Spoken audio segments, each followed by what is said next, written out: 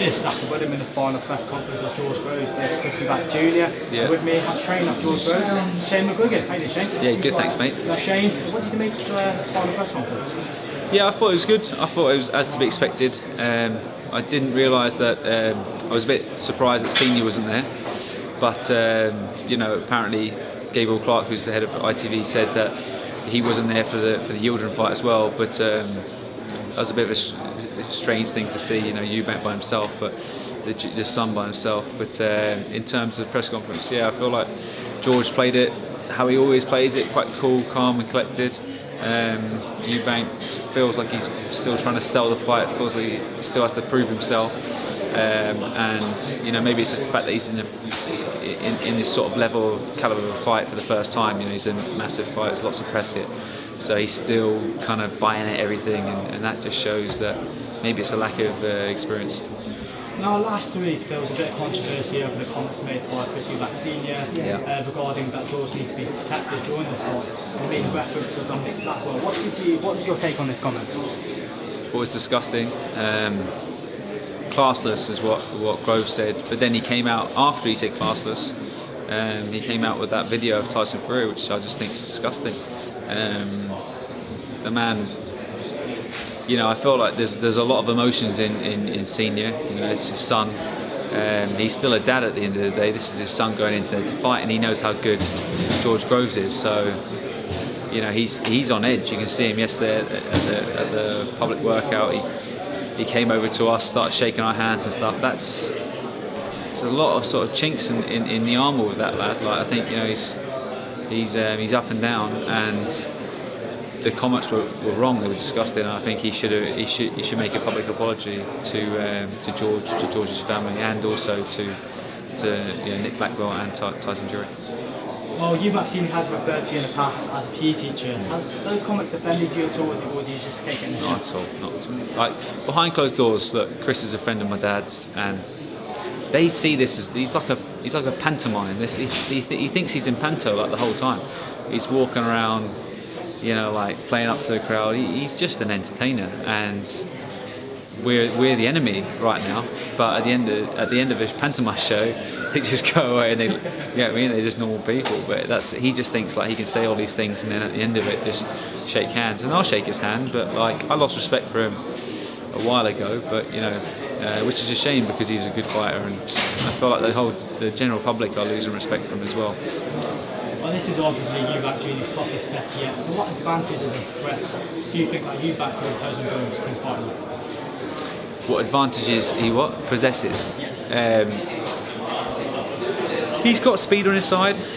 They say he's got his dad's chin. I mean, he recovered well against Spike O'Sullivan. He was hurt numerous times. But Spike O'Sullivan's, you know, he's definitely heavy-handed, but he's not the same sort of spiteful puncher as George, and he's not got the size on him. So I don't think that he holds. You know, I mean, he is a good all-round fighter, but I don't think he does anything as well as George. How do you expect Junior to come out? Do you think he'll let his hands go and release a flurry of punches like he usually does? Yeah. Or do you think he'll be slightly more composed and tactical? I think from the rounds that he's done with George, I feel like, you know, he's probably taken. He probably feels like he'll have to push the fight early, and you know, have to sustain a high pace, which is something that we've trained for. We've got guys in to push us hard in camp, like good sparring partners. Got a guy called Anthony Sims Jr. from the States. He's a fantastic fighter. We've had Boazzi in. We've had good.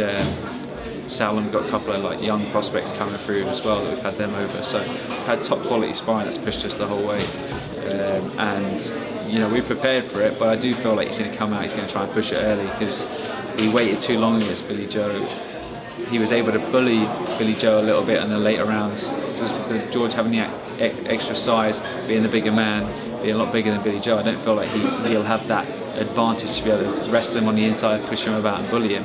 So I feel like he's going to have to, you know, I feel like he will think that he's going to have to start early and take risks early, which could leave him exposed. Do you think George will become the first man to knock out Junior, or do you see it going the distance? It's a tough one. It all depends on how Eubank approaches the fight. You know, if he gets tired. Listen, Carl Froch can take a phenomenal shot, and George, he had him out in the first fight. He still has that power, if not more power. Chudinov had a granite chin, and he just, he didn't knock him out with one shot, but he thumped him about and did some serious damage to him. And Martin Murray said on paper the other day that he has got more power in his right hand than Golovkin. So he's definitely a world-class puncher, and I feel like if Eubank takes unnecessary risks, which I feel like he'll have to try and win the fight, he could get knocked out. So, but he could also lose many rounds and just sort of coast his way into a points decision loss. Well, George is definitely the more experienced fighter going into this fight. Where do you rank this fight amongst the top 5 George has had? Well, obviously, I've only been with George for the last 2.5 years, so in terms of the fights that we've had together, I really believe, like, from the occasion standpoint, it's number one. But from the fighters that he's been in with, Martin Murray. I mean, think about Martin Murray. He boxed. He arguably beat Martinez. He got a draw against Sturm. He's a top operator, and he proved himself at the world level against top opposition.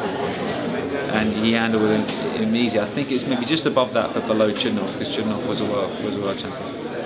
Eubank Jr. has been self-trained throughout this camp. He's had guidance from his father and Ronnie Davis.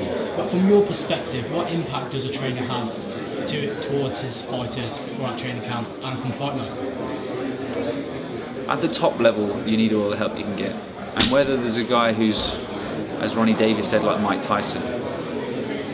Mike Tyson trained himself in terms of, he didn't. He had a mentor. He had a guy that came in and took him through his sessions, told him where to slip. Didn't hold the pads for him. He had, Rooney that held the pads for him. But, Customata was a mentor, and he was a trainer, and he gave him sound bites of information in between rounds that gave him confidence. And when you got a guy as arrogant and as ignorant as Eubank Jr., I feel like when the going gets tough, he's gonna. Everyone's human, all right. So he's gonna have to listen to some advice, and some proper sound advice. And you can see the corner was a shambles in the Saunders fight. Whether they've come on since then and improved, or whether the dad sort of said, like, okay, Ronnie, you talk more in a crisis. I don't know what discussions they're having behind closed doors. But Ronnie Davis is a good trainer, So and he's good at giving information, and he knows when his fighter's behind. And I just think it's a bit disrespectful towards the man that's been opening the doors from when he was a young kid. And he can't do pads anymore because of his arms and his hands, but he's been training it. Maybe he doesn't have to pay his percentage towards Ronnie Davis. I don't know. That's another thing. I train myself. I'm not paying you percentage, so you never know. But I think it's just disrespectful, and I feel like he will need that voice in the corner on Saturday night whenever he's coming unstuck. I believe there's 3 world champions outside of the tournament. Do you feel that whoever wins the tournament, is the man of the division, or do you feel they have to go on to unify? Yeah, like the guy that beat De Gale, Caleb Truex, he's new on the scene. You can't really call him the best fighter in the world, and he's a bad world champion, as it were. He's not on the top level. I mean, then you look across at Benavidez. He was the upcoming sensation. Didn't look so good in his last fight against Ronald Graville. I think they're fighting this weekend as well. And then you've got Ramirez, who looked good against, won every round against Arthur Abrams, but that's really the only name he's really fought. So there's a lot of unknowns. I feel like that whoever wins this tournament is legitimately the world number one. Now, one very exciting fighter that you have in your camp is Josh Taylor, who faces former 2-time world champion Humberto Soto next. Yeah. Now, if he does come through, is a world title shot? Is a world title shot on the way there? I think so. The landscape's changing a lot in the light welterweight division, or super lightweight as they call it now. You've got